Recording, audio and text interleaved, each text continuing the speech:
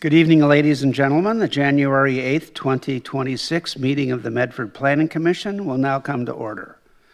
Kaylee, can we have a roll call, please? Rachel Bennett. Here. Larry Busco. Here.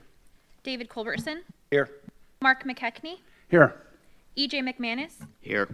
Jared Pulver. Here. Jeff Thomas. Here. Jim Wallen. Here. Roll has been taken. Thank you. And we have a quorum.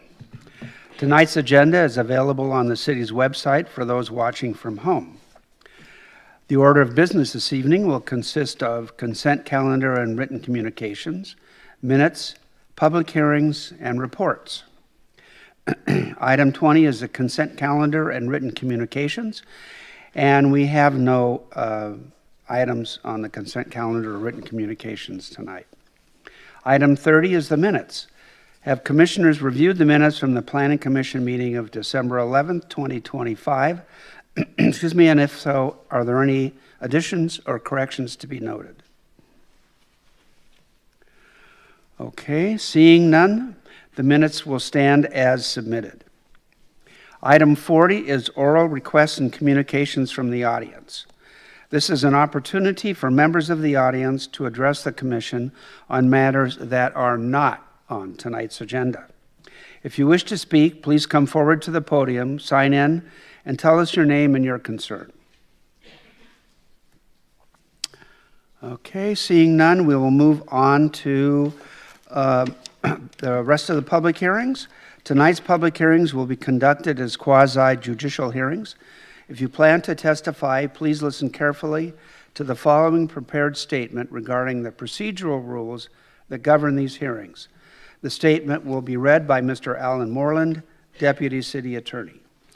I'm going to explain the rules that govern these hearings. Before the hearing begins, city staff will give a report. The report will list the criteria that govern the city's decision. After the staff report, the hearing will be open for other speakers. The applicant will speak first and may ask for rebuttal time. Following the applicant, any other interested person will be allowed to speak. Any testimony, argument, or evidence you give must relate to the criteria listed in the staff report or other criteria in the comprehensive plan or land use regulations that you believe apply to the decision. If you fail to raise an issue or do not give the commission sufficient information so that the commission and any party can respond, you will not be able to appeal that issue to the Land Use Board of Appeals. If you do not raise constitutional or other issues about any proposed condition with specificity so that the commission can respond to that issue, you will not be able to bring a court action for damages. Before the hearing is closed, anyone who needs more time to present evidence must ask for more time. If you ask, the hearing will be continued or the record will be kept open, and you will have at least 7 days to present additional written evidence. Thank you, Alan. In order to proceed through this evening's agenda in a timely manner, except at the Commission's request, applicants giving testimony will be given 10 minutes to present their application. Individuals who have comments about these applications will be given 3 minutes to respond, or 5 minutes if they are representing a group or organization. And 5 minutes will be given to the applicant for rebuttal. Agenda item 50.1, LDS 25-057, ZC 25-058, and E 25-059. Consideration of a request for tentative plat approval for a 72-lot residential subdivision consisting of single-family, duplex, and triplex and cottage-style units. The site consists of 2 parcels totaling approximately 15.07 acres and is currently zoned SFR4 and MFR20. The SFR4 zoned area is proposed to be rezoned to SFR6. The site is located south of East McAndrews Road, west of Springbrook Road, and immediately east of North Berkeley Way. The applicant agent is Berkeley LLC. The planner is Stefan Rohnfeld. Staff has requested to continue this item to the January 22nd, 2026 Planning Commission meeting. With that said, is there anyone in the audience that has come to testify on this agenda item? If so, please come forward and the Planning Commission will hear your testimony at this time. Please keep in mind, however, that your questions may be answered at the January 22nd meeting period. There will be no decisions made on this evening on this agenda item. Okay, with that said, do we have anybody that wants to come forward and speak on this item? Okay, not seeing any. Can we have a motion to continue? Mr. Chair, I move to continue LDS-25-057, ZC-25-058, and E-25-059 to the January 22nd, 2026 Planning Commission meeting. Thank you. Do we have a second? Second. All right, it's been moved and seconded. Do we have any further discussion? Okay, seeing none. Kaylee, can we have a roll call, please? Jim Wallen, Yes.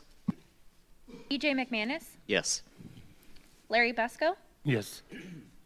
David Culbertson, Yes. Rachel Bennett, Yes. Jared Pulver, Yes. Jeff Thomas, Yes. Mark McKechnie. Yes. We have 8 yeses. Thank you. Motion passes.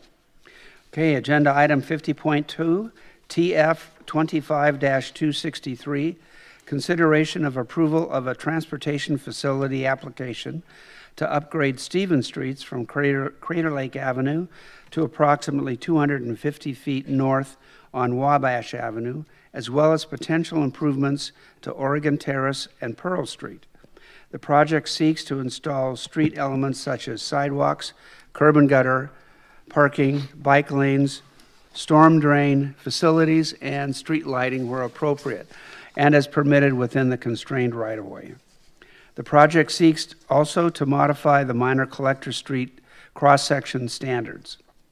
The applicant is the city of Medford. The planner is Kayla Parr.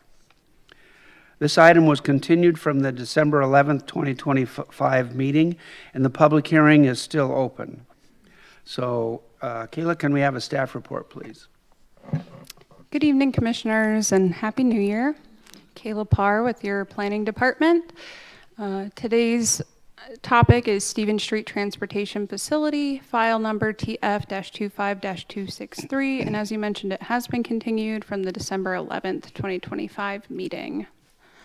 The applicant is the City of Medford Engineering Department, and I have Dennis Hart here with me to answer any questions you may have. The project proposes to upgrade Stevens Street and Wabash Avenue, extending from Crater Lake Avenue to Ridgeway.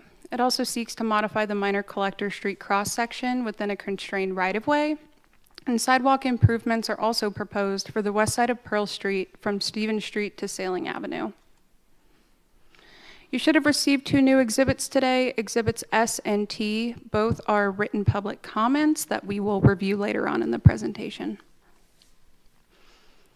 Transportation facility applications are a Type 4 procedure where Planning Commission is the recommending body and City Council is the approving authority. Transportation Commission and Active Transportation Advisory Committee also review TFs. The applicable criteria can be found in Medford Municipal Code Section 10.22 subsection 2, and all criteria have been found to be satisfied. Just a reminder that transportation facility applications are required when construction of a new street or improvements to an existing street propose a modified roadway cross-section. Now this slide will go through the project history and the meetings that have been held to date. The proposal was first brought for an initial review by committees and commissions in October of 2025, and it was also presented to the public at an open house in October 2025. It was then taken to a Planning Commission meeting in November of 2025 where it was ultimately continued.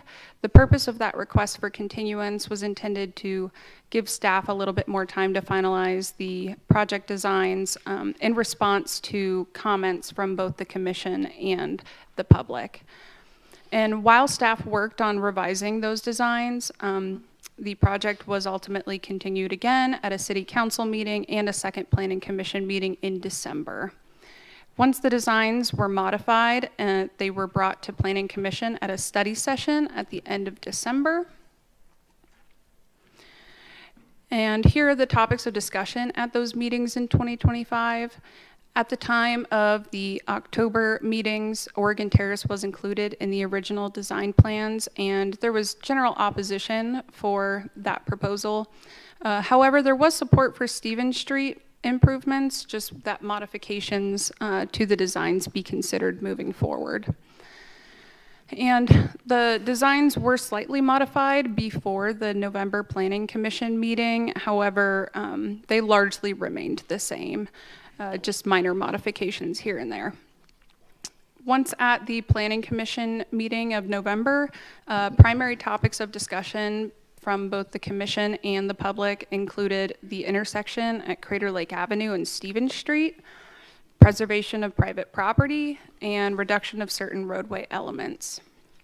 And as previously mentioned, in response to those discussions from November, staff did take the time to modify the designs.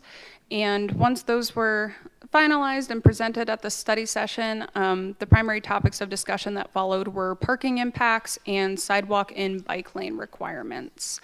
And I will discuss both parking impacts and sidewalk and bike lane requirements further on in the presentation. So an overview of the design modifications include the roadway elements on Stevens Street being reduced or eliminated entirely to minimize impacts to adjacent properties. As a result, this allows the majority of improvements to stay within the public right-of-way. Wabash Avenue improvements have also been extended. Sidewalk improvements have been introduced along the west side of Pearl Street, and the Oregon Terrace improvements have been removed from the project entirely. As a result of the design modifications, the project area has changed. So this slide demonstrates the original project area in yellow and the new project area in a red line. As you can see, Oregon Terrace has been removed, and Pearl Street in between Stevens Street and Sailing Avenue has been introduced. Now we'll go through the detailed design modifications in 4 different segments. The first, starting with the Stevens Street and Crater Lake Avenue intersection. Then we'll move east through the Stevens Street main line cross-section, which constitutes a majority of the project area. Then we'll go over the Wabash Avenue improvements. And then finally, we'll cover the Pearl Street improvements. So the Stevens Street intersection, we have introduced a dedicated left turn lane here for a total of 3 travel lanes. As a result of that additional lane, the existing traffic signal on the southeast corner will require modification and relocation, which will also result in a little bit of right-of-way acquisition from that commercial property there at that corner. And bike lanes and sidewalks will remain on both sides of the street, which is consistent with the original design. And this slide has the table that represents the cross-sectional element widths. It shows how the modified cross-section deviates from both a minor collector street standard and from the original cross-section that was proposed for this project. The yellow cell indicates where a cross-sectional element in the modified design deviates from the standard, and a red outline indicates where the modified design deviates from the original design. For brevity, I will only go over those elements that deviate from the original design. So in this case, from Crater Lake Avenue to Mary Street, where that intersection is, the bike lanes have been reduced from 6 feet down to 5 feet on both sides of the street. The sidewalks have also been reduced from 6 feet to 5 feet on both sides of the street. And we have that dedicated left turn lane at 11 feet. That is taking the place of what was originally the space provided for a 2-foot median. And so now we have a total paved width of 43 feet, which is slightly larger than what was originally proposed, and that's to account for the additional travel lane. And then we also have a total right-of-way width of 54 feet, which is just slightly under what was originally proposed. Now we'll move east down Stevens Street through the mainline cross-section. This is from approximately Mary Street all the way to Wabash Avenue. We have eliminated on-street parking entirely, so that eliminates on-street parking throughout the entire project area. We now have, we have a total of 2 travel lanes in either direction, and we have bike lanes and sidewalks remaining on both sides of the street, consistent with the original design as well. So we've reduced the bike lanes through this section to 5 feet as well. We have eliminated that on-street parking. We've reduced the sidewalks from 6 feet to 5 feet on this section as well. And then we have a total paved width of 32 feet, which is drastically reduced from the original design, and that's because we've eliminated that on-street parking.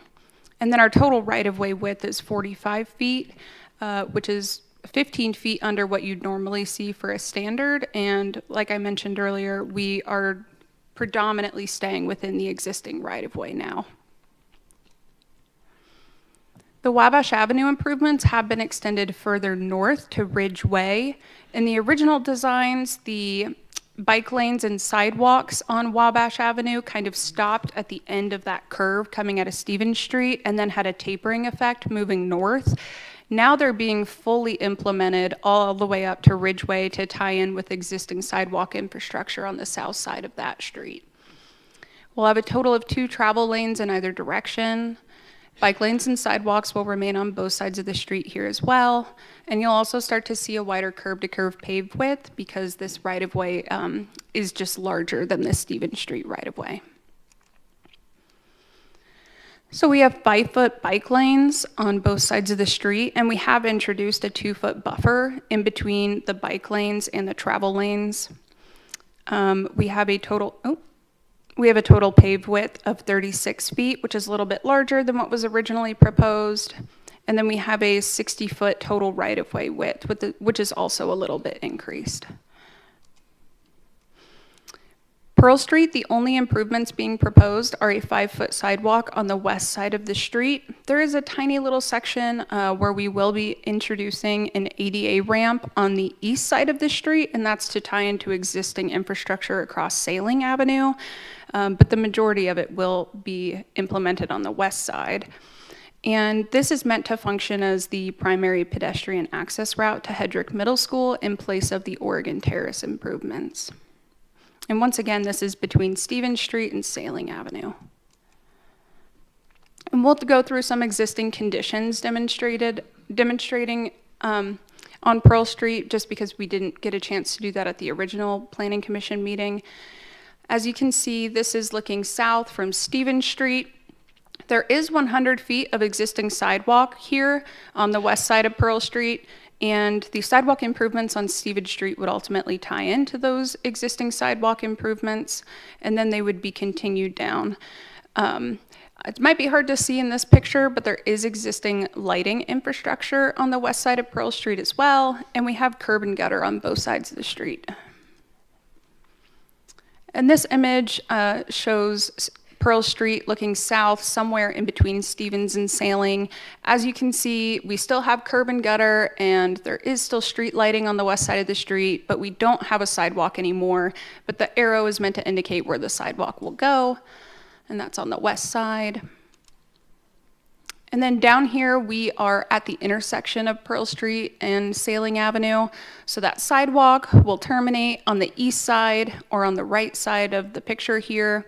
And then we'll have an ADA ramp installed on the other side of the street so that it can tie in with that existing infrastructure across Sailing Avenue. So that sidewalk on Sailing Avenue on the left side of your screen, that continues all the way down to Jackson Street. And this is a little bit better representation to give you an idea of where the existing sidewalks are in comparison to where we're proposing sidewalks. The green lines are the existing and the red lines are the proposed sidewalks.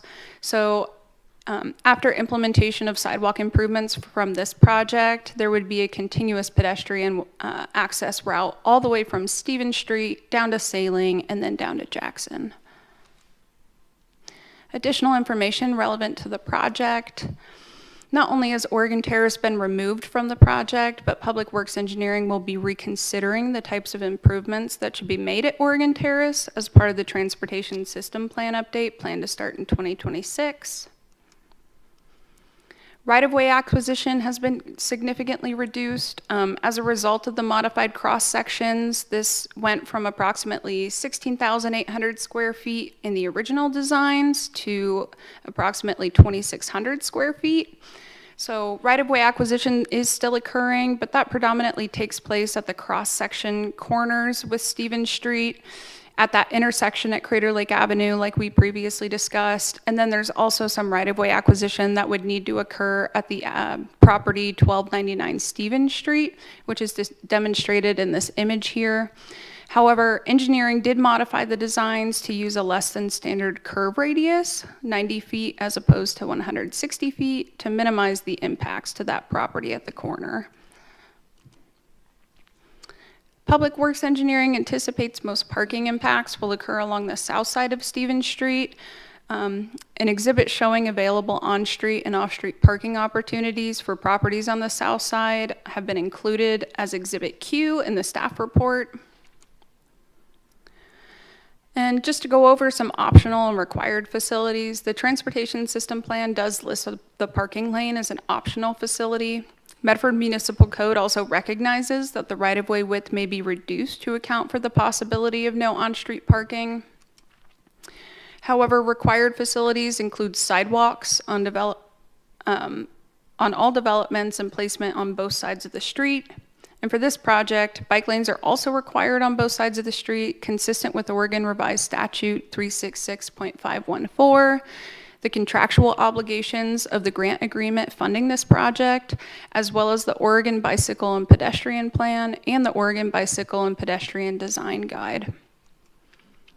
An application of bicycle facilities on both sides of the street for this project ultimately creates a functional route, which is in compliance with the Oregon Revised Statute.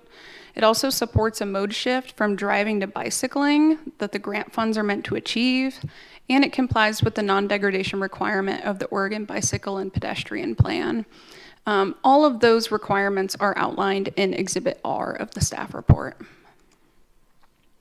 We did receive 2 written comments today via email. The first, Exhibit S, was a comment from Kristen Adams of 535 Oregon Terrace, supporting removal of the Oregon Terrace improvements, but expressing concern regarding driveway access to their property from Stevens Street.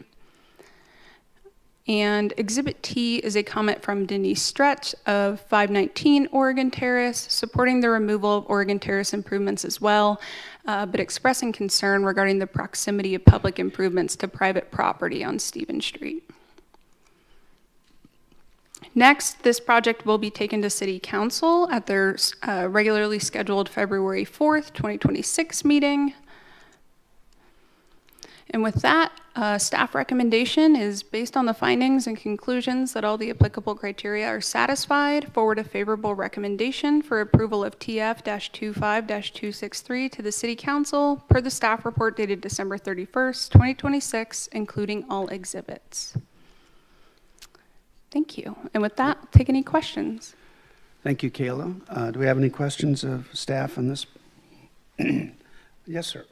So, Kayla, in reference to the Exhibit R, which is the legal determination, it does show that there were exceptions that you could take as far as having bicycles on both sides of the road. I didn't know that that was one of the main topics of discussion on identifying how many parking spaces are potentially along Stevens Street, because we'd be removing some of them, and whether or not we would have the ability to only have bike lane on one side. But in their determination, it shows that bidirectional, we have to have them on both sides to stay in compliance, unless we can adequately demonstrate that it is too injurious on the neighborhood or the city to do that. Can you speak to that a little bit? I may rely on engineering or legal to clarify what that requirement would be. I'm not sure what kind of quantitative threshold you would have to reach in order to make that determination, and I'm not sure if Alan or Dennis, if you have any further information that could clarify that. Well, I know one of the things was going to be a determination of how many spaces would be lost by this project and not allowing it. So is that done? I think legal, excuse me, hi, Commissioner, nice to see you again. Dennis Hart, Public Works Engineering. That analysis was not performed. The criteria seems to set up options where the conditions aren't there to support the parking. I think those conditions will be analyzed better by legal when it comes to how they are assessed. I don't think we can speak to that. I mean, essentially, the presumption is the bicycle lanes will be required, required on both sides of the street. And I think as I understand it, you would have to have exceptional circumstances for you to depart from that requirement. How the quantitative analysis would be done, I'm not sure. But as we understand the statutes and the Oregon Bicycle Pedestrian Plan, and our grant agreement, we believe that bicycle trails are required on both sides of the street.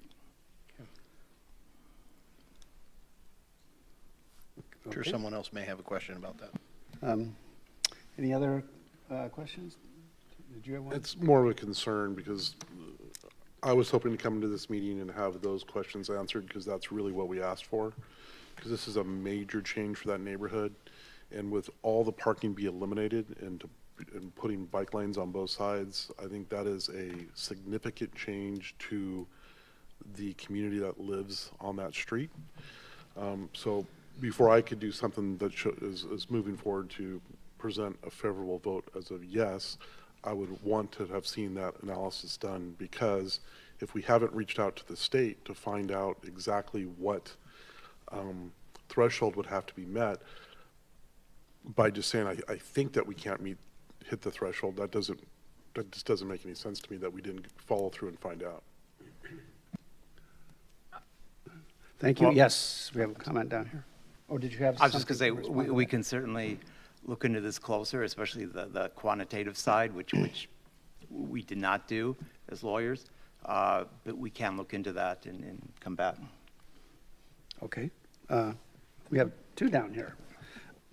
Just looking at, I really appreciate Attorney Moreland's memorandum here, and particularly the presumption of need, that bicycle facilities are presumed a need, and that the onus is on us for two criteria: evidence the facility is either contrary to safety or excessively disproportionate in cost. That's the statute. It's not whether it's a drastic change. It's excessive, disproportionate cost. And I don't know that that has been suggested here. I think, in fact, that we are just having bike lanes and not protected bike lanes is a concession. The fact that the bike lanes are narrower is a concession.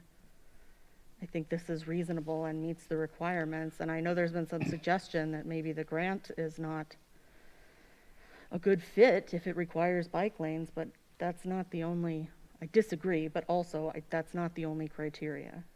So I appreciate the work that went into this, but I do understand we did raise a question about number of parking spots lost potentially as a result of this. So I do confirm that that was an ask. Thank you. Thank you, Chair. I wanted to thank staff for providing the depth of the driveways that would be left once this improvement's done. I just saw one driveway between Effie and Bessie that was only 11 feet deep, but it looks like does that driveway actually take access off the alley and not off Stevens Street? It's the one right next to the alley there. That's, Do you have a page number, Commissioner? Do you have a page number you're referring to on the map? pardon? Is there a Oh, page number you're referring to? See, the address would be 547 Bessie, and the page is to be P4 or P5, excuse me. Yes, excuse me, there's numerous locations where there's only parking provided off of the alley. Okay. So those sites that have the 20-foot depth that are measured in the east-west direction are providing for that. This is one of a few of those. Okay, but that could take access off the alley then? Yes. Okay, all right. I mean, one of my concerns is that cars couldn't pull in the driveways straight and then still be out of the sidewalk, but it looks like on all of them, that would still be possible, Oh, okay. so. And that was very helpful, thank you. Okay, thank, couple of other questions, and I don't know whether Kayla or you, but two questions. One of those is the sidewalk on Pearl. So we have it going down the west side for the first block and then crossing Pearl and onto the corner and then running down the east side. Is there some reason that we're not putting a sidewalk on the east side? Is there some reason that we did it, that you did the sidewalk just on that side and not on the east side instead? Especially since we only have 100 feet of existing sidewalk, and that would reduce the number of crossings that kids have to make on an intersection. Yes, thank you. The impacts to the properties on the east side would be more severe than those on the west. There's 12 foot of right-of-way on each side, but the grade difference is substantial going west to east. So retaining walls and large cuts would be needed to put a sidewalk on the east side compared to the west. So the Okay. pathway was All right. simpler, not to mention the street lighting was on that side as well. So Ah. that would be better to match. Okay, all right, thank you. And then one of the comments we got from the citizens had to do with a double driveway on the, really on the corner where Stevens turns into Wabash. And somebody was concerned that their second driveway was going to be eliminated. Is there some sort of criteria that would require that to be removed, or is it just you did it for convenience, or what's the story on that? The topography. So when we put a sidewalk there and we are done with that, there will be a 1.5 foot vertical cut to the existing driveway, which sits at 20%. So in order to make the driveway match, it'd be 30%.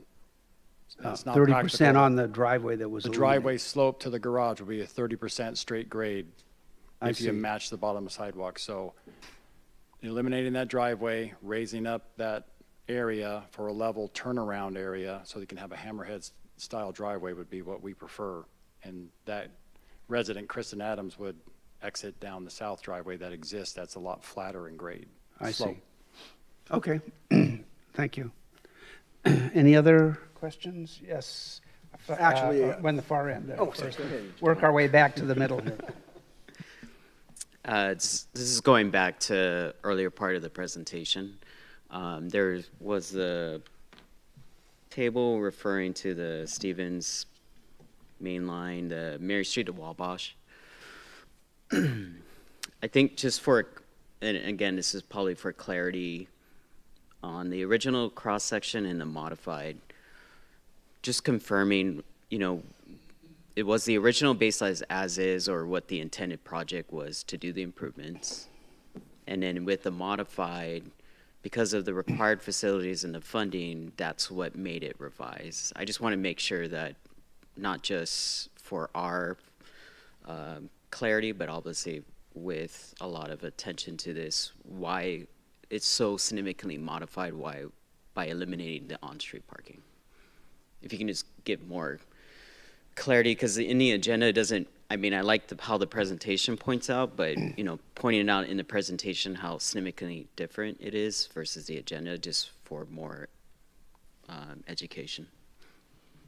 I can speak to that. Excuse me. Parking was, so we heard everyone loud and clear, went back and revised the design to try to match the input from the community. It was expressed that parking isn't there. And the minor collector cross-section provides that as an optional thing. It's not a required thing to have on-street parking. You can actually, by code, remove that. So we opted to remove the on-street parking and then narrow up lanes accordingly to still provide bike lane movement on a narrow path at 5 feet, sidewalks a little bit less as well. So that's what narrowed the footprint to fit inside the existing right-of-way. But it was the option, and here in the community asked for no parking on that side. I think one of the residents that testified last time mentioned that it allowed burglars to see in cars, and so there was a lot of people frustrated with on-street parking on the curbside there. So we heard that and decided to follow suit, and the options afforded us to eliminate it, so we did. Thank you. Next. I'd like to expand on something that Commissioner Thomas said. I heard the phrase presumption of need for these bike lanes, and I understand that when you're taking ODOT funding and apparently some grant funding in this case, they seem to require that, but I'm looking at the exceptions in ORS 366.514, and it specifically states, if the cost of establishing the paths and trails would be excessively disproportionate to the need or probable use. I don't think that we should be presuming the need. We need some hard data, because it could very well turn out that projected use of bike lanes will be so little that the cost would exceed the probable use. A presumption is not a mandate. That's my concern.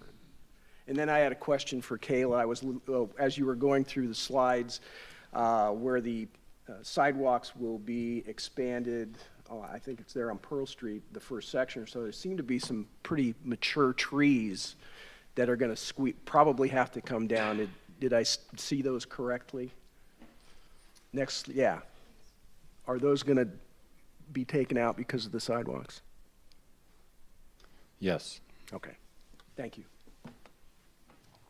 Okay, any other? So, yes, go ahead. Alex. Chair, Commissioners, Alex Georgievich, City Engineer. I want to address this issue about the bike lanes. We put in an application to the Metropolitan Planning Organization, the MPO. We use CMAQ funding. So the state law has language that allows for exceptions, but our grant application shows 2 bike lanes to follow the code and TSP requirements, and CMAQ requires there to be bike and pedestrian amenities, or else we would not be eligible. So if the desire is to remove those, we would likely have to return the funds back to the Metropolitan Planning Organization. This has nothing to do with the state rule. The state rule is what is referenced in the document, but the application and the federal dollars that were used originally are what govern as well, in my opinion. How much was Thank the you. grant piece of the project? It was $2.7 million originally. How much is the total cost?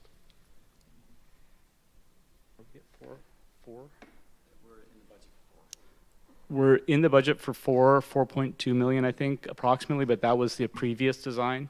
This does reduce it.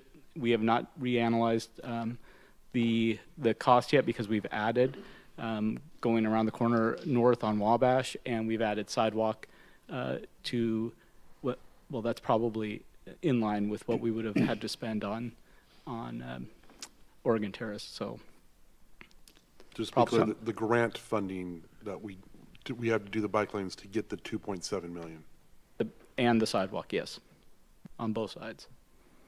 And I will say, and I think I mentioned this in our study session, if the commission sees, after hearing testimony, you guys see a need for parking to be reintroduced, that is a recommendation you can make to council. We aren't here to, we are trying to respond to the needs of the community as well as commission input from the previous hearing, and this is our recommendation at this time, but by no means does that limit you from recommending something different or adding on to it. So, Alex, just to paraphrase, the current design stays within the existing right-of-way and has no on-street parking. If on-street parking were desired, then you would be securing additional right-of-way to make that possible. So the trade-off is really on-street parking requires additional right-of-way, which would have to be purchased from landowners. That is correct, and we would recommend that be taken from the north, the property to the south. The homes are too close to the existing right-of-way, and that was the previous design. Okay, thank you. Thanks. All right, do we, yes, Sorry, sir. Alex, I want to clarify what you just said on the parking. So the right-of-way would be acquired from the northerly properties if parking was to be added. Is that what you said? That's our goal, right? Yes, the net difference between the 16,000 from first phase to the current 22,000 is that acquisition is not there anymore because the parking's been removed. The acquisition was solely on the north for parking on the south. But yeah, so you could locate the parking wherever you wanted to, but the acquisition right away would be from the north side. Okay, that's what I just wanted to clarify that. Thank you. Okay, I am not seeing any other questions. Can I say something else? Yes, sir. Yes, I just wanted to just say that what you're saying is correct. Presumption is not a mandate. Although when we lawyers hear the word presumption or when there's any type of onus shifting, that is something we take very seriously. That's not something we take lightly. I think I understand the question here is that is the loss of the parking spaces enough to rebut the presumption that bike lanes are required on both sides of the street? I understand you're saying that was the ask from the last meeting, or is that the question that's really being posed? I think the ask was, what's the impact? How many spaces are being removed? So we could actually analyze what the harm is to the street. Okay, but separate from anything that Alex has said about the grant agreement and what was requested in the grant agreement, which I wasn't part of, I did spend many hours with Mr. Hart looking into this issue. As you can probably appreciate, this is not the type of question that you're going to find the answer to on the face of the regulations. The regulation, the statute already not being models of clarity. So we can go back, and if that's what you would like, we can certainly explore this issue more broadly, more deeply. But that exact question that I think you're asking, at least from the legal standpoint, we did not look into. Well, just to clarify, the other commissioners that were on that, the study session, did I encapsulate what the request was accurately, or am I misspeaking? That was my assumption as well. I may have made an error there because I misunderstood and we reproduced this document. I thought I highlighted at the end of the study session that we would produce a parking exhibit that showed where parking was in lieu of an analysis of people who park in the current right-of-way, because that's going to be taken away with curb and gutter. So I thought this was the aim, was what we've supplied as an exhibit that showed where you can park both on property and adjacent to the street on the 5 or 6 streets going south from Stevens. And that's what we produced. So I may have misunderstood that assignment, and this is what we produced from that request. Yeah. So I gather the sense with the audience that there's going to be quite a bit of testimony. Would you be able to do a cursory review of spaces that are going to be lost by the imposition of the sidewalk? Just looking at what your information is? Because I understand the driveways and the access for off-street parking, but I think more so the question was the current on-street parking. I mean, the north side of Stevens Street's got a bar ditch down 3/4 of it. So that they probably weren't on-street parking on a lot of that. They couldn't. So are you able to kind of maybe do that in the next couple of minutes? And when we get to the next section, we'll call you back up and see if you can give us an analysis? It is a difficult problem. On the fly. Can I just interject real quick before we Yes. ask this of them? I just want to make sure that if provided with this information, that is like going to potentially tip commissioners' decisions? Because we typically don't like to have them do things on the fly. Yeah. Because it's not generally, not that we don't trust you, but it is like, It's- it's something that presumably some commissioners may rely on in their decision. I'm not that concerned about it, so if the answer to this is no, that's fine with me. But I want to make sure we're not just giving them an ask to give them an ask. Not that that is, I'm not suggesting that. I just want to make sure we understand why we're asking for this information and what its impact is going to be in this setting. Before we like take a recess and ask for this info. So one of the big concerns that we were getting to it was that one of the reasons they said they were going to eliminate some of the parking on the street was because they had heard concerns from neighbors. I personally haven't heard those, but that there was people walking by and looking in cars. So now what we're trying to do, instead of on the street where the community should park their cars next to their homes, we're pushing them out into other areas and streets. So how does that concern get better? So now you have 4 cars that are parked in front of your house, 2 streets over, because there's no more parking on Stevens. So they now have the problem of people walking by and looking in cars, because we haven't solved the parking problem, we just moved it. And so that's why I wanted to know how many spaces are being lost, and is this really the best way to address this street improvement, and how it's going to affect that community? That's the reason why I wanted that answer. All right. Well, before we dissolve into a discussion here, let's open the public hearing again and hear from, continue. Anyway, so let's ask for the public input again, since it looks like we have a bunch. So at this time, if we have anybody in the audience that wants to speak in this application, please come forward. Make sure you've signed in at the podium and tell us your name and address and offer your testimony for consideration by the commission. And I will say, if we have several people, it would be nice if you made sure, go ahead and line up and make sure that you've signed in so that we can move this part of the meeting along. Thank you. All right, ready. Okay, thank you. My name's Kristen Adams. I'm the owner of the property at 535 Oregon Terrace. The front of our property faces Wabash Street and therefore will be impacted by the Stevens Street Improvement Project.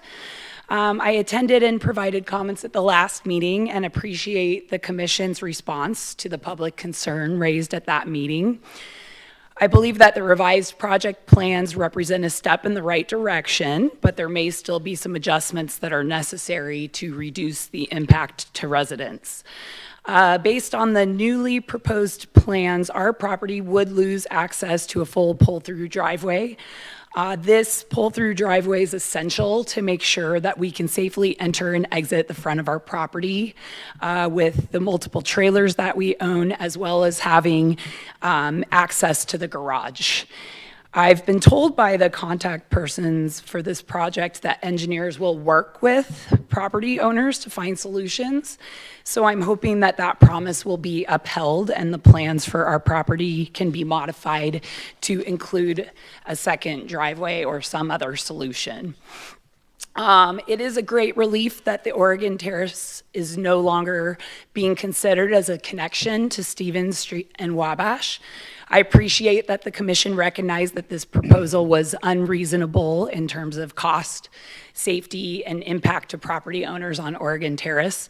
I do not see any future circumstances that would necessitate this connection, especially once the upgrades to Pearl Street are installed.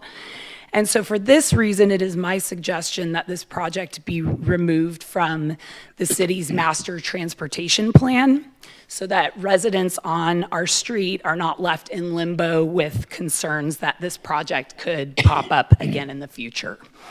I thank you very much for considering the public comments and hope that you will make the necessary changes based on our feedback.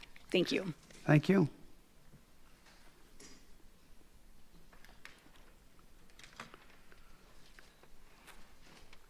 Hi, my name is Denise Straits, and I actually live on Oregon Terrace, but I am concerned about the Stevens Street area.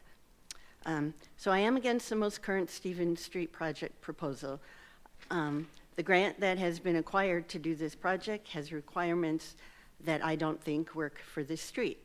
Stevens Street is a street lined with many houses which were built in the 50s. These houses aren't set far back, like some other houses in Medford. I believe a sidewalk is all that this street can handle.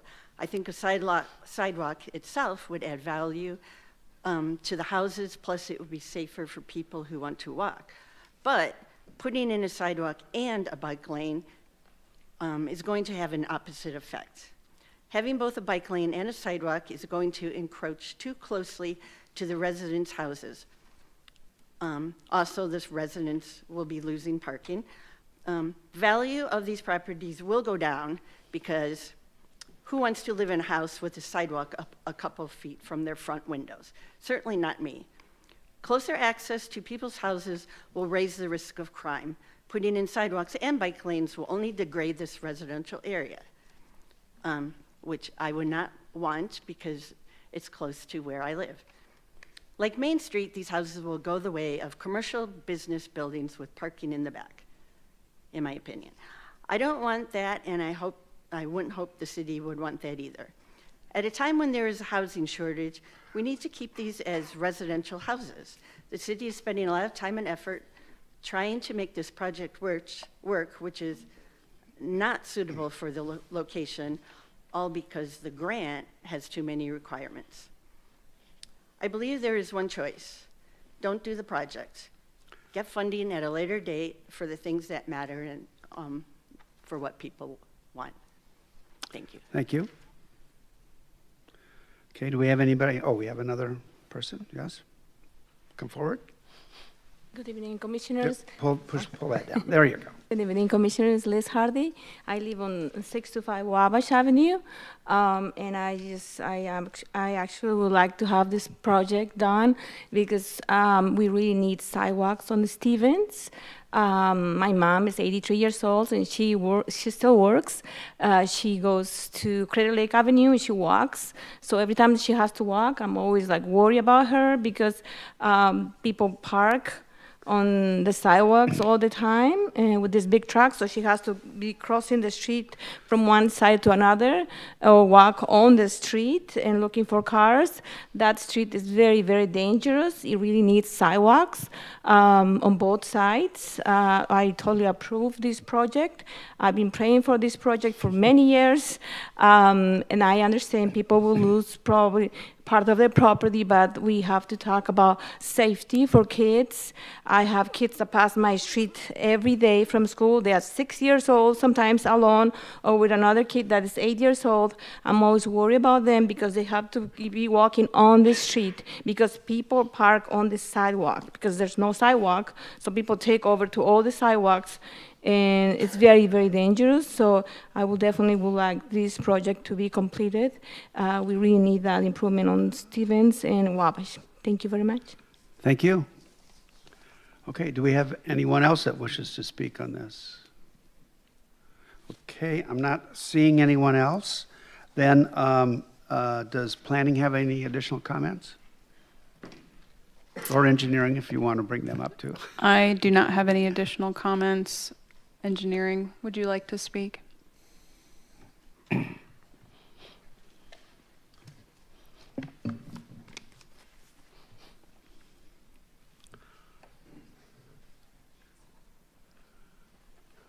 like to thank Liz for the positive support.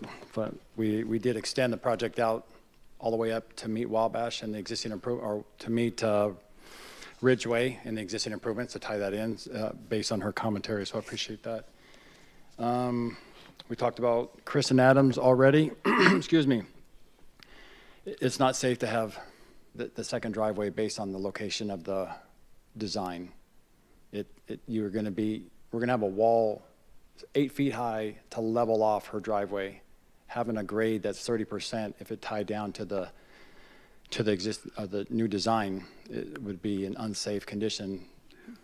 Secondly, I'm sorry, just to clarify then, are you doing a cut around that corner? yes, Okay. tremendously. And her driveway already, if you looked at, Yeah, it's up. it's 20% existing, Yeah, okay. which I think fire code's 15. Anyhow, and to add to that, for major minor collectors, one driveway per lot is the code. So we'll have to ask for an exception to have a second driveway from council as another condition. So I just want to highlight that we are working with her, I feel, and that we'll spend the energy and design funds to build a level landing so she can actually turn around safely on her property and exit the one driveway. So I think that's going to be good. The reduced footprint for Denise, talking about at least the location, we skinnied up the design to put a 43-foot improvement inside of a 45-foot right-of-way with the outer 1 feet to host power utility on the south and a phone utility on the north. So it's about as narrow as you can make this thing and still have street lighting, power poles, which are over the top of all those trees. As great as those trees are, they are just trying to survive with power lines up above them. So I think that design is the best fit scenario for that area. That's all I have. Thank you. Legal have anything to offer? Nothing more. Okay, with that then, we will close the public hearing. And do we have a motion for consideration? Mr. Chair, I move that based on the findings and conclusions, that all applicable criteria are satisfied for a favorable recommendation for approval of TF-25-263 to the City Council per the staff report dated December 31st, 2025, including all exhibits. Thank you. Do we have a second? Second. Okay, it's been moved and seconded, and now we can have some discussion. If we go ahead. You raise your hand first, Jared. The winner or the loser? I'm really torn, not just because there's like, two options. I think there's a lot of, I don't know if options is the right word. If we weren't constrained by anything, I think I would advocate for something that looked like a eastbound bike lane on Stevens and no westbound bike lane. I'd support sidewalks on both sides and parking on the south side of the road. But I've been told I don't have that luxury. So now I think I'm stuck with we've heard lots of testimony. I certainly understand that the wider this thing gets, the more intrusive it becomes into these homes that are on Stevens. So I'm sensitive to that. I also heard and appreciate the comment about needing sidewalks in that stretch, and I think that's really valid. But I also think, as has been brought up, this issue of parking that's eliminated via this project as a result of things that are being required of it are going to eliminate a lot of people's parking, whether it was truly theirs or just parking that was happening in the existing right-of-way. And so if we don't do anything to address it, I think the end result is going to be not good for the neighborhood.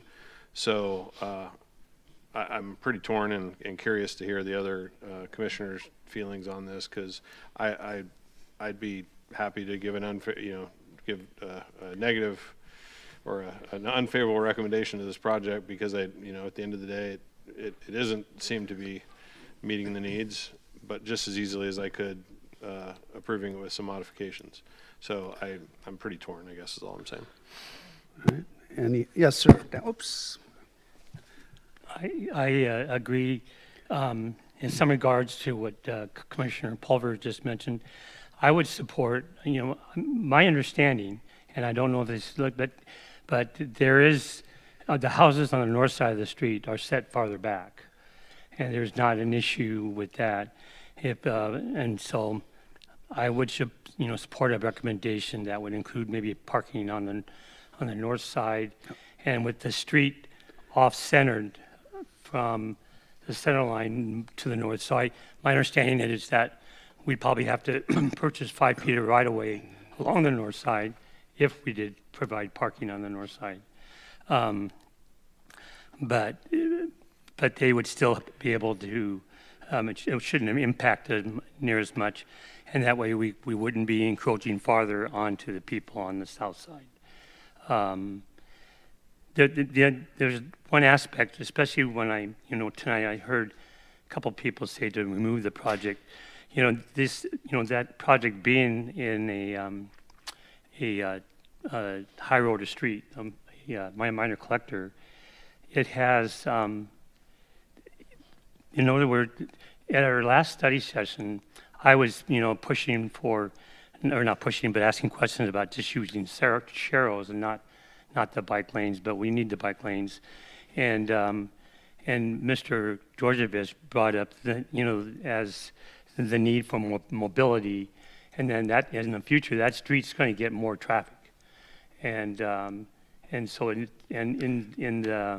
the state it's in today, it would be unsafe to, especially with pedestrians on the street, once more traffic, started hitting that street.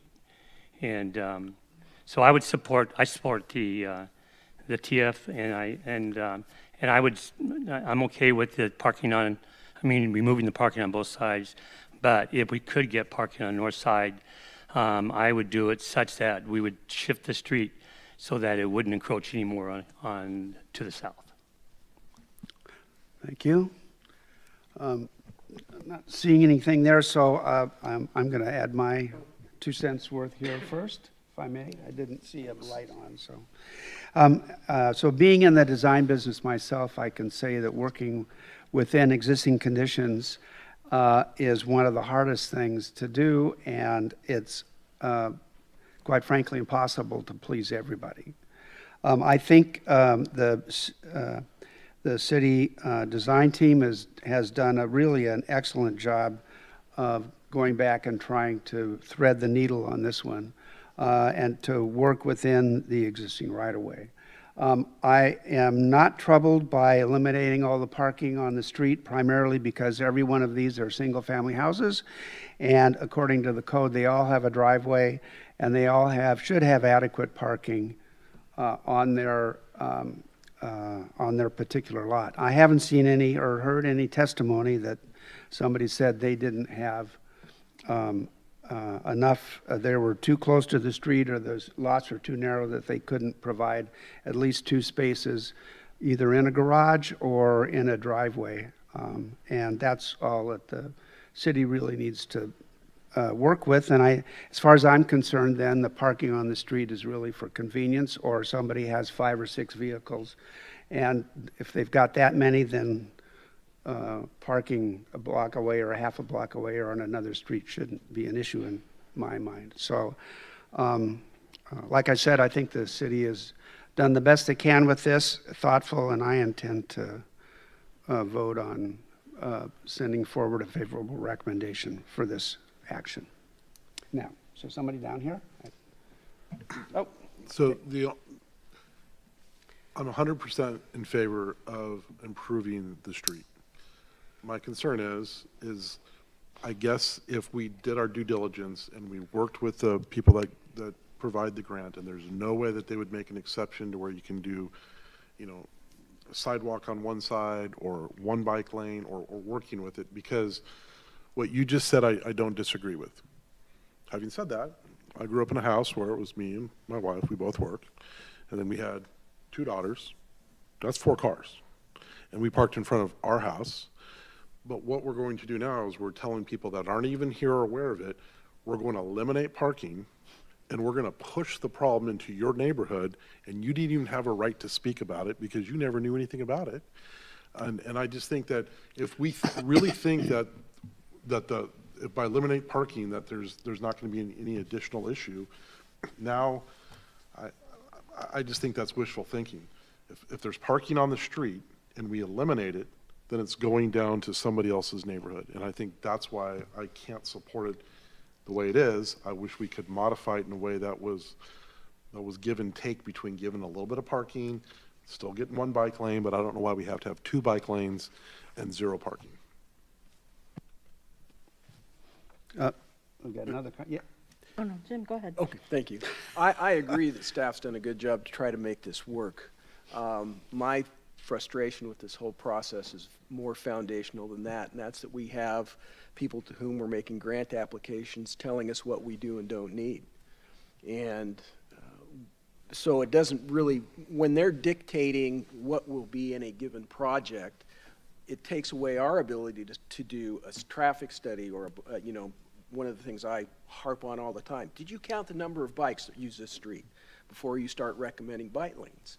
And the bulk of the funding for this is telling us we don't care how many bikes are on that street. If you want our $2.7 million, you're going to put 2 bike lanes in. Why are we here? Well, that's my frustration with the rebut that process. because I would suspect, having at least participated in some grant applications, that was probably the criteria to start with. But I haven't heard that. Okay, well, all right. So we didn't get into the weeds on the Sure. grant, but, because we didn't ask for that. Right. Right? Right. So, but so I don't know that we can go wandering off on what may or, what the logic was behind providing this. So. That's all I have. Okay, thank you. Now, down here. Thank you, Mr. Chair, and you kind of scooped me with your comments, so I'll try to truncate mine because I do support much of what you have stated. I broadly am in favor of this revised plan. I think the bike lanes are being added because that's part of our overall city goals, to have parking and transportation options that are not centered around vehicles for our long-term environmental sustainability. I know that's a statewide goal. I'm certain it's a local goal. And asking why there are not more bikes being ridden on roads that are not safe for bicycles does not seem like a very informative question to be answered. If I were wanting to ride a bike on Stevens in its current condition, I would not. I would not feel safe. Now, if there were bike lanes, there were protected bike lanes, I'd be thrilled, but at least bike lanes is a good start. And having walkable cities, or at least cities that are not focused around cars and where they can be lodged, is, I think, a laudable goal for our long-term community growth. And I think at minimum, what is proposed here is good. So I appreciate the changes that were made. I appreciate that the public was listened to, and the minimum amount of encroachment has been proposed here, and I will support it. Thank you. One more comment? Yeah, one more comment. I think staff deserves some applause in what they've done. From where our first application and first plat came in with adding in the Stevens Street, Crater Lake Avenue connection, hearing the citizens, moving some stuff around, making this thing fit. You're basically shaving the edges off of a square peg, fitting it into a round hole. I appreciate Chair McKechnie. We're never going to please everybody, but some of these projects have to move forward. Two different aspects. One, I really am concerned about the parking. At the same time, when we have projects that come before us, we also need to consider that these are being moved to City Council. This is not the final decision. City Council gets the final decision. We don't think it's quite ready for prime time and want to see some modifications to a bike lane on one side, additional parking, something else. But I think it's at the point that it needs to go in front of City Council for them to make the ultimate decision. And I know that several of them are probably watching this meeting right now, or they're going to watch the meeting, and I hope that they take heed in the discussion, not only from the citizens, but also from the council members and what is being put in here, because they need to incorporate that into their ultimate decision. So I'm in favor of moving it forward because I think it is ready for prime time. Is it a polished gem? No, I don't think it is. But it's as polished as we can make it at this level.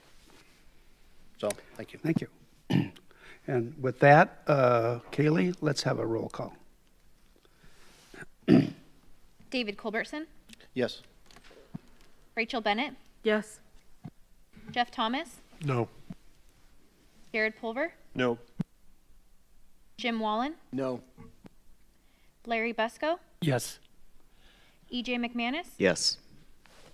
Mark McKechnie. Yes. We have, 5 yeses and 3 nos. Thank you. Motion passes. Okay, good luck at the City Council. All right, moving on to Agenda Item 50.3, ZC 25-370.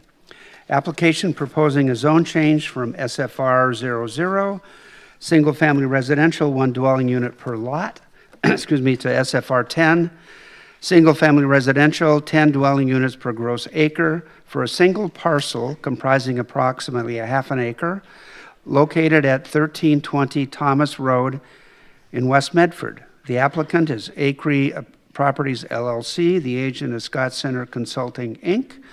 The planner is Kagan Benson. Does any commissioner have a conflict of interest or ex parte contact to disclose regarding this application? As everybody by now is tired of hearing, Mr. Center is my next door neighbor, but will have no impact on this particular application. Does anyone in attendance wish to question the commission as to conflicts of interest or ex parte contacts? All right, I'm not seeing anything there either. Kagan, how about a staff report? Good evening, Commissioners, and thank you for simple zone changes. I'll be presenting zone change for the parcel found at 1320 Thomas Road in West Medford. The applicant's looking to rezone from SFR 00 to SFR 10. To start, I will review the Commission's authority and the zone change approval criteria.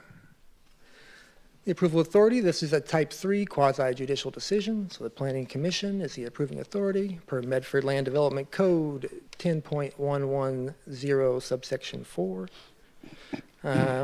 Next is the criteria, which the zone change is judged. These are specified in the code, shown on the screen and in the staff report. These have been addressed in the staff report and have been found to be satisfied with conditions. The project itself, project location, the subject parcel is in the orange box. We are in southwest Medford here, south of West Stewart Avenue and west of Lozier Lane. The surrounding site is a mix of county and city zoning. To the north and east, it is county rural residential at 2.5 dwelling units per acre. And to the west and south is city zoning at SFR 10. The parcel itself was annexed into the city into the summer of last year, 2025, at which time SFR 00 zoning was assigned to it. Subject site, a single half-acre tax lot, currently has a single manufactured dwelling on it with a detached garage. Got the Google Street View there in the bottom left-hand corner. We are requesting to change from SFR 00, which allows for one single-family home and up to one ADU, to SFR 10, which allows for a variety of housing, single-family homes, duplexes, triplexes, quadplexes, townhomes, and cottage clusters at up to 12 dwelling units per gross acre. Next up is the findings of fact, which will demonstrate compliance with the criteria. There are 3 criteria relevant to this zone change. Criteria 1 is consistency with the general land use plan and the transportation system plan. The figure on the screen demonstrates that the general land use plan designation is UR, or urban residential.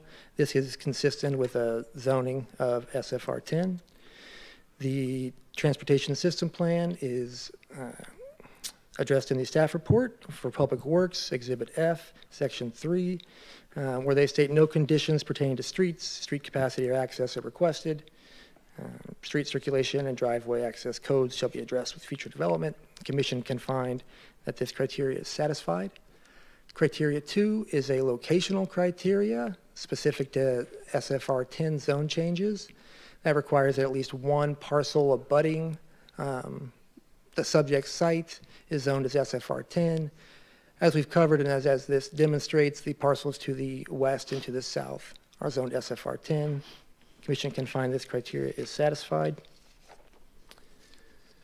The third is to demonstrate adequate Category A urban facilities. These facilities are street, water, sewer, and storm drain. I'm going to go a little bit deeper into these than we usually would to demonstrate the applicant's compliance with some requirements in the Public Works staff report and to address an error in Exhibit A of my staff report, which I'll get to at the end. So first is streets. Public Works staff report states no TIA is required and no conditions are required. You can find that that criterion component is satisfied. For water, Medford Water Commission states there is system-wide capacity and no special conditions are required. We can find that criterion component is satisfied. For sewer, we are within the Rogue Valley Sewer Services service area. They submitted a comment, Exhibit I, where they state the lot has adequate capacity and will not be impacted by the zone change. We can find this criterion component is satisfied. And then finally, for storm drains, this is addressed in detail in Section 2 of the Public Works staff report, which they lay out some necessary conditions to ensure that we have adequate facilities. The applicant addressed those by submitting an additional conceptual, preliminary, is maybe a better word, drainage system plan. That led to the imposition of some conditions by Public Works, which we have captured with the conditions of approval in Exhibit A, which will put restricted zoning on the site to be removed upon satisfaction of those conditions, which are listed in the staff report and in the Public Works report as well.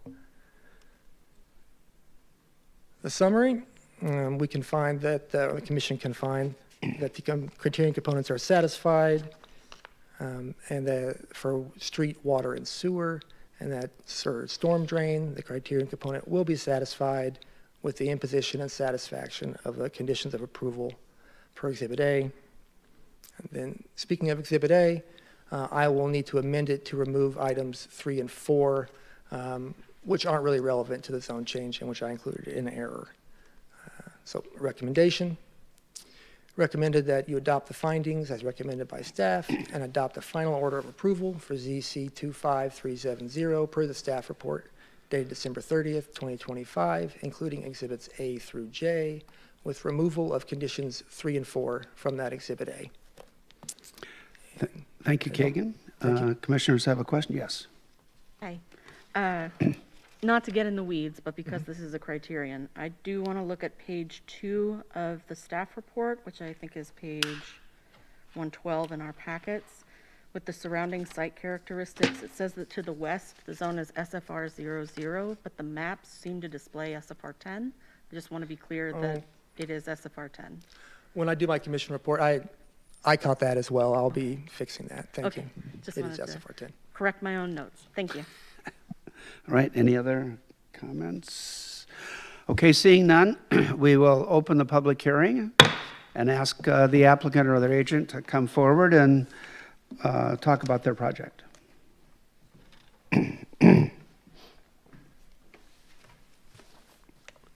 Good evening, Commissioners, staff. I'm Scott Center Consulting, 4401 San Juan Drive, Suite G in Medford. I am representing the application today. And at about 5:31 today, I was made aware that the restricted zoning was not removed. So we had been working on that with both Public Works and planning staff for the last 2 weeks. And I thought from discussions this week with Public Works, Alina, and with planning staff that that went away, but apparently it didn't. So, oh well. We meet all the other criteria. I do want to confirm page 116 of the staff report, of the record, has the discussions about the Medford Water Commission and the Medford Fire Department require restrictive zoning, and I want to confirm that that is removed. Okay. Okay. And so with that, I'd be happy to answer any questions that you may have. All right, thank you. Any questions? Maybe just an idle one, and that is the lot currently served by water and sewer? No.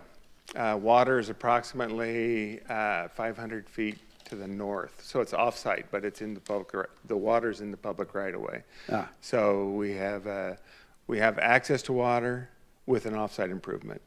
Sewer is connected now. Oh, it is, okay. And probably no storm out there at all? There's a storm ditch in front, and there's drainage to the rear. Ah, okay, thank you. Any other questions? Doesn't look like it. Then I would request your approval. Thank you. Thank you very much, and request time for rebuttal. Certainly. Thank you. Uh-huh. Okay, is there anyone in the audience that would like to speak regarding this application? Okay, I'm not seeing anybody come up. All right, does, excuse me, planning have anything additional to add? Sorry, Scott, I sent you an email at the end of the day yesterday letting you know about that, but that's all. So apparently, restrictive zoning is still in play. Okay, engineering have anything to add? So Legal have anything to add? No. Assuming you don't need any rebuttal, so we will close the public hearing.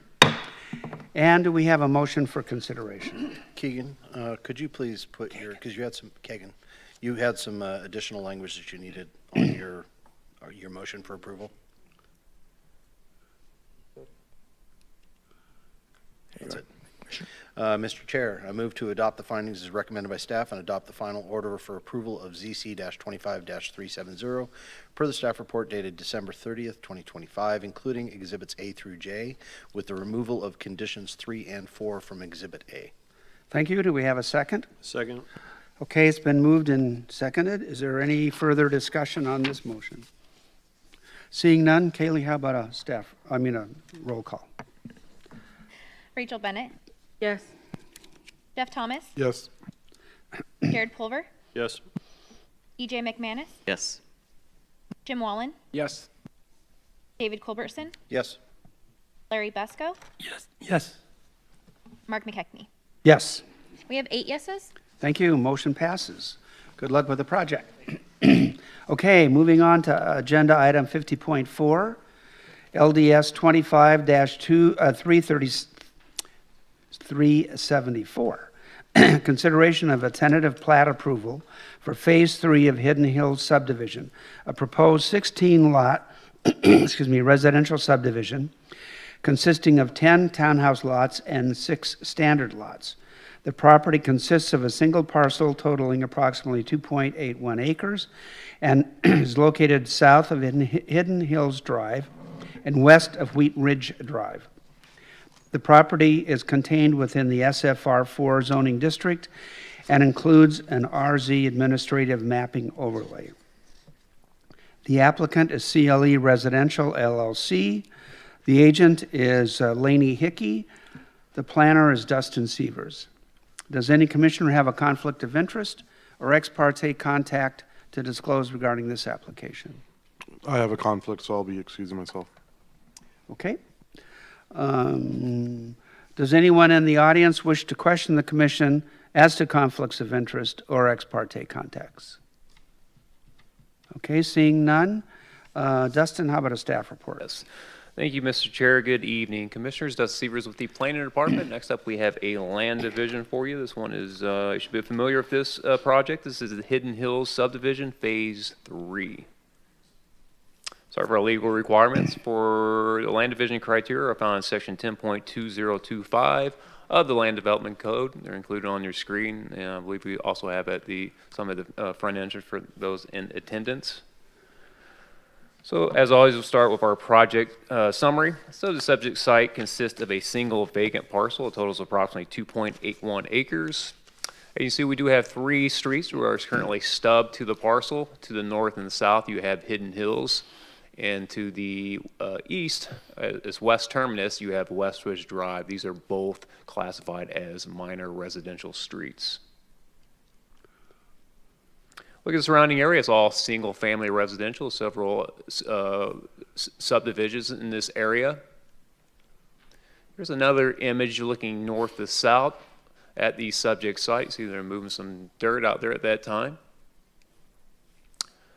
Our next slide shows an image of the site looking west from Wheat Ridge. In this next slide, we're looking north from Hidden Hills. Site's general land use plan designation is urban residential. Its zoning is SFR 4. Now, there's also a restrictive zoning that's applied to the site.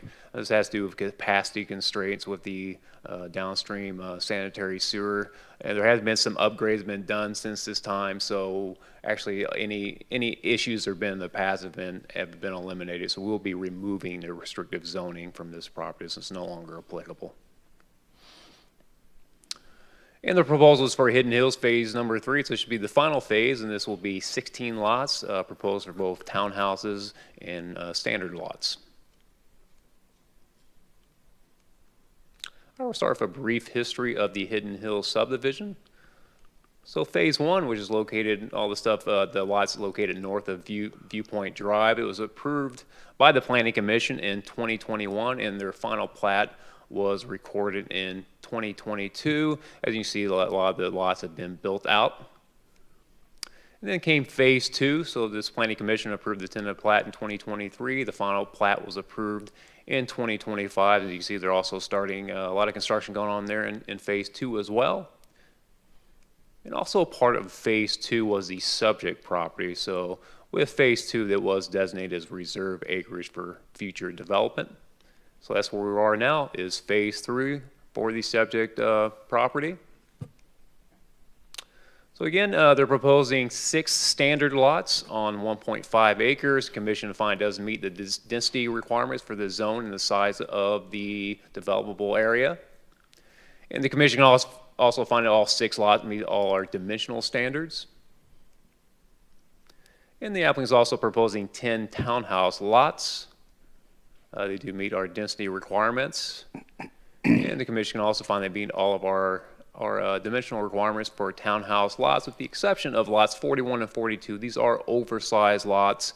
However, the code does allow for oversized lots when you have issues such as easements that prevent certain parts of the property from being developed. So there is a 30-foot easement around the perimeter of the subdivision. This was part of a deed restriction recorded back in 1956, which restricts houses and garages from being constructed in this easement area. So it does render much of that property undevelopable. So we're only looking at the west side of lot 41 and lots 42 when it comes to our dimensional requirements. You can also see on the bottom left hand of the screen, as well as not required for the applicant to provide an elevation plan of the townhouses. That's something we'll review at the time of building permits. However, they did provide some elevation plans of these proposed townhouse units.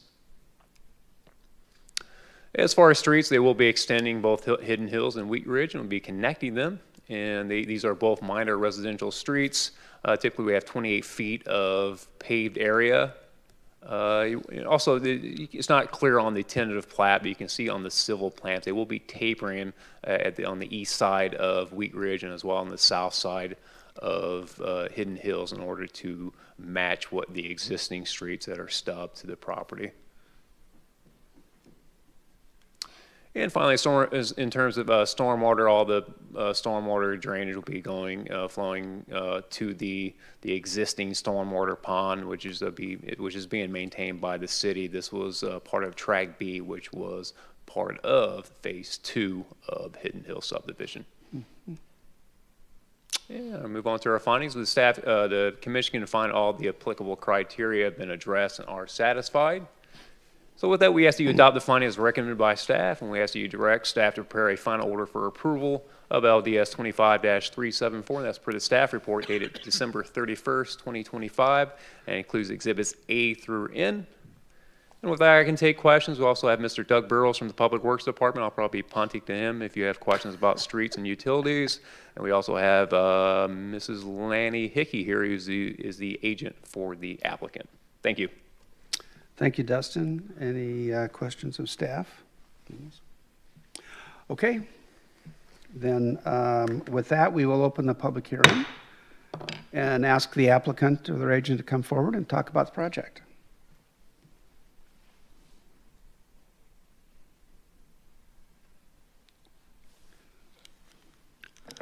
Good evening, Commissioners. Lanny Hickey, mailing address, P.O. Box 785, Merrill, Oregon, 97633. And I am the planner on this project. Just want to thank Dustin for the overview of Hidden Hills Phase 3. What Dustin said was pretty comprehensive of what is going to take place there. And so it will be 6 standard lots and 10 townhome lots. The continuation of those Wheat Ridge and Hidden Hills and the road to the west. There's not a whole lot more I can add to it. It's pretty straightforward. It's just, as he stated, a continuation of Phase 1 and Phase 2, and this is the final phase, and this will be the completion of this subdivision. And I certainly will take any questions if you have any. Thank you. Any questions of the applicant? Nope. Okay. Okay, thank you. All right. So now, is there anyone in the audience that would like to come and speak regarding this application? All right, I am not seeing anybody come forward. Does planning have any additional comments? None, thank you. Engineering have anything? No, thank you, Chair. Legal, anything? No. Okay, then we will close the public hearing. And do we have a motion for consideration? Mr. Chair, I move to adopt the findings as recommended by staff and adopt the final order for approval of LDS-25-374 per the staff report dated December 31st, 2025, including Exhibits A through N. Thank you. Do we have a second? Second. Okay, it's been moved and seconded. Is there any further discussion on this one? Seeing none, Kaylee, can we have a roll call, please? Jared Pulver, Yes. Larry Besco, Yes. David Culbertson, Yes. Jim Wallen, Yes. EJ McManus, Yes.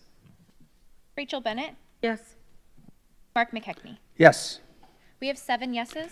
Thank you. Motion passes. Good luck with your project. And that concludes tonight's public hearings. Moving on to item 60, presentation of reports.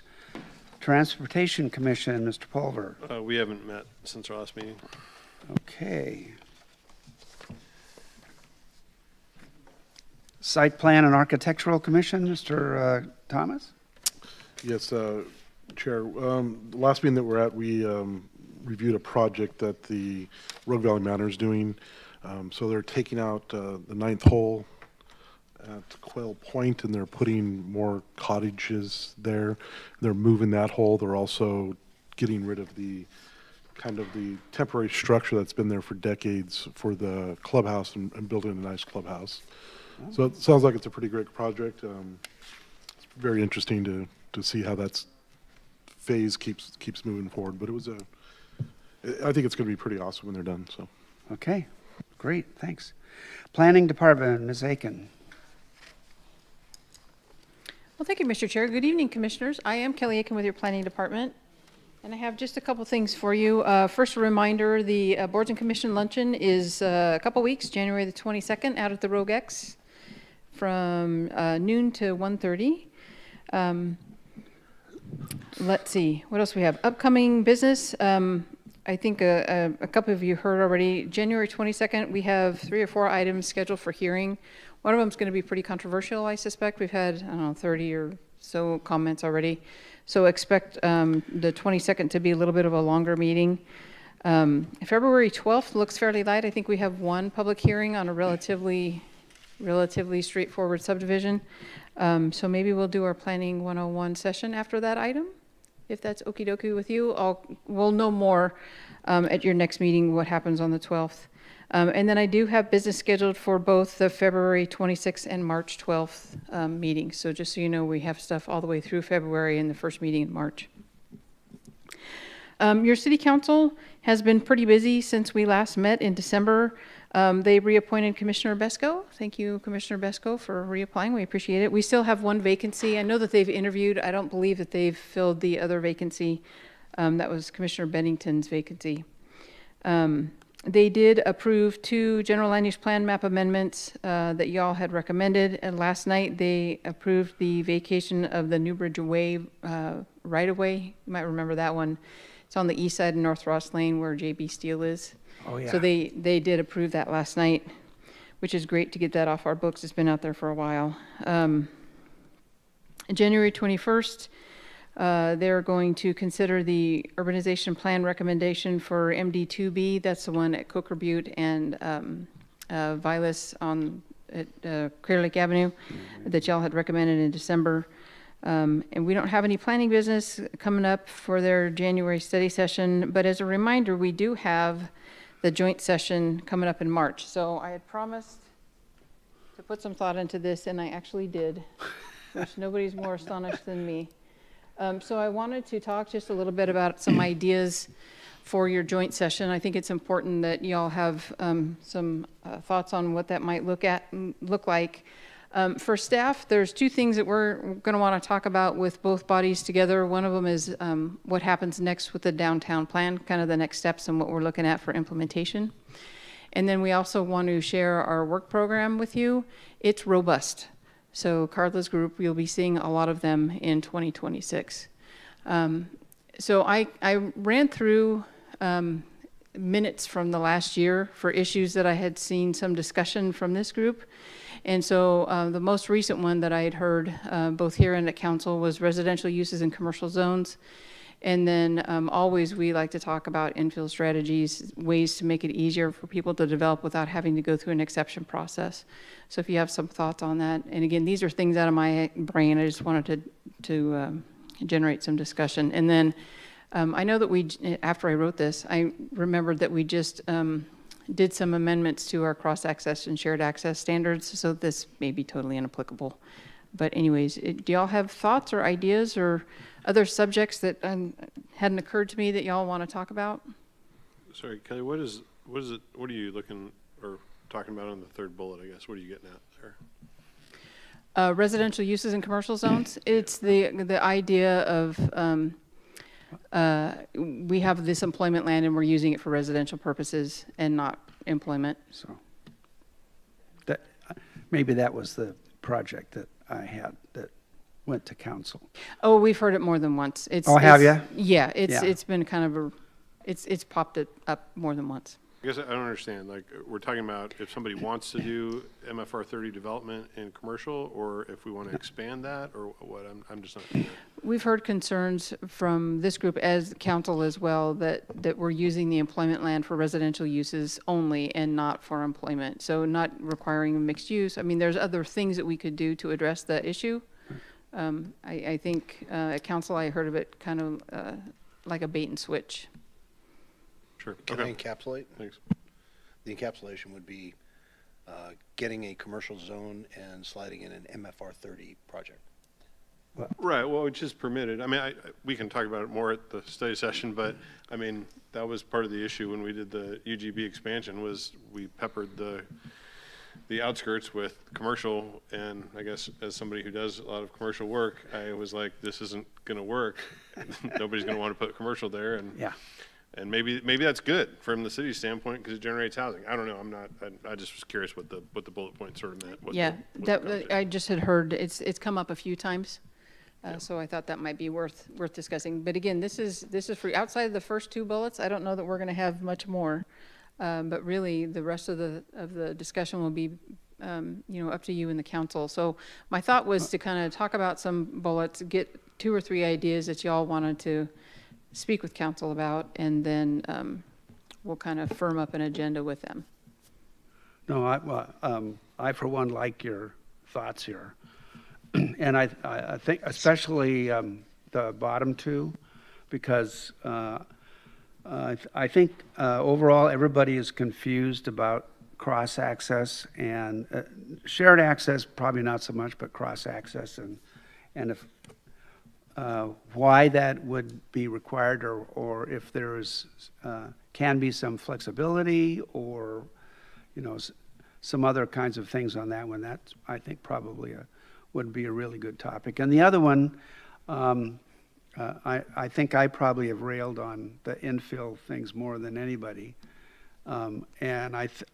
So it would be nice to have, I think, a little more clear direction on this part that really reflects some good urban design rather than just, well, we've got these things, we have options A through F in the code and you're free to pick any one. We don't care what it looks like. Or we can't say whether we care what it looks like, probably more so. I think that would be good. And maybe to the point on the first one, was Mr. Thomas down here had, I think, talked about whether this is just a pretty book to be put on the shelf, or if we're actually going to put some teeth into this and really try to make something out of it. You're going to see a whole lot of the downtown plan in 2026. All right. I mean actual things, or? Oh, I think it's part of our work program. That's part of of the work program. Okay. Well, And good. I think Commissioner McManus had Oh, yeah, comment as sorry. well. Just to add to the points, with the downtown plan and the infill strategies, hopefully it can bring to the study session is a timeline of some of the, I'm assuming that will probably be laid out in the work plan or the work program, but with all the other initiatives that the city's doing, not just with the downtown plan, but even with the urban renewal proposed district, it'd be good to have that as a big picture reference. Just kind of how it plays into the grand scheme. Yeah. I appreciate that. So I think the downtown plan, I'm excited to sit with council and staff and hear ideas about what's moving forward, because I do think that's a big deal. But the residential use and commercial zones, thank you so much for putting that there, because the last two, Kelly would know better, but the last several meetings that we had at SPAC were situations where we were building commercial and residential, and I see it vice versa. And I don't think that, I agree with what you're saying, Jared. I don't disagree with that. I don't think there's a silver bullet, but maybe it can be kind of one of those, like, if we're going to put residential where we thought we were putting employment, is there a way to swap that somehow in the plan? You know, just because I do think, and I would do the same thing, lots of developers probably look and say, because of the way the code works in Medford, I'll grab this piece and I plan on building something else there, but I'm never going to put commercial there. But then that takes it out of the available space for commercial, and you know, we still have to employ people. So I think it's important to at least have the conversation. I don't know if we can solve it, but maybe just to, so everybody's on the same page. So I appreciate you putting that on there. Sure. Okay, any other comment? Yes. I like all of these ideas. I'm on board with any of them. I also want to suggest at some joint meeting to maybe have a discussion among the two bodies about, I think there have been concerns certainly raised here, and I think I've been asked about it from City Council, about the perception and the reality of what information are they seeing from us. Like, are they watching the meetings? Are they reading the minutes and decisions?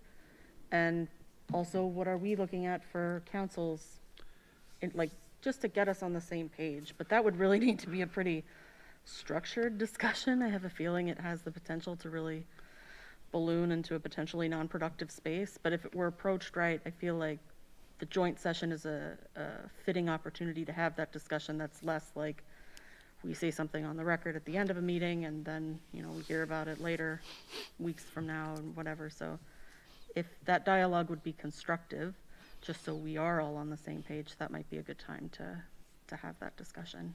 Okay, thank you. So my plan is to take your comments tonight, and what I'd like to do is just really kind of ratchet down, you know, the 2 or 3 or 4 things that you all think are important, and then I'll bring them back to you at your next meeting in a similar kind of a format. And then we'll, at the staff level, we'll work up some words around it so that it's not just some kind of willy-nilly thing, or nobody knows even why we're talking about the thing. So we'll work on some bullet points for discussion on those issues. So maybe, sorry, EJ, maybe not today, obviously, but maybe next time you bring this back. I mean, I don't know what's realistic. I assume we're having an hour and a half study It's session. about an hour and a something half, like right?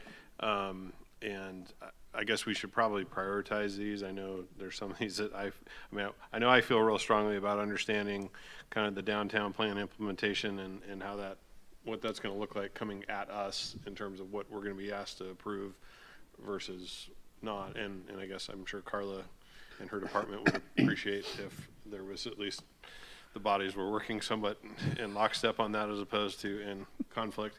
But that might be a pretty lengthy discussion too. So I just don't want to overshoot it, since I don't know if we'll even get another study session with them this year. I mean, they got a lot of meetings and. Sure. And I think that's another fair question is, it's been, I don't know, 2-3 years since we've had a joint session with council. And is that something we should strive for annually, biannually? Is that something we should do more often, especially as we're working through downtown plan and then some of the more of the state mandates that are coming down that are also going to be part of the work program this year. So I I feel like, I feel for Carla when she gets ping pong back and forth between the two bodies. It has to be really frustrating, and it takes a lot of time to push these things through. So, again, that's something for y'all to figure out and not me. It's just an idea that I think might be worth discussing. No, I think that's an excellent idea, and I would add that to your list state mandates, because that's one that we all bristle. I think both us and council bristle, but we may have a different take on it, or certainly that's probably a great place for the two bodies to kind of spend a little joint time together. Well, and maybe the other thing is, so we have these ideas, maybe there's no hurt feelings if we just run out of time, if we get through the first two bullets, and then, Right. Next time we'll pick up again. Yeah. So. Mm-hmm. Yep. Chair. Go ahead. Yep. One other thing, just because you referenced the ping-ponging. Knowing that obviously we're going into, I know that the council is going to be coming up towards the end of the year of having probably a turnover. Mm-hmm. And I know at least the time that I've been on here, I don't think there has been a lot of recommendations that have been turned down by council.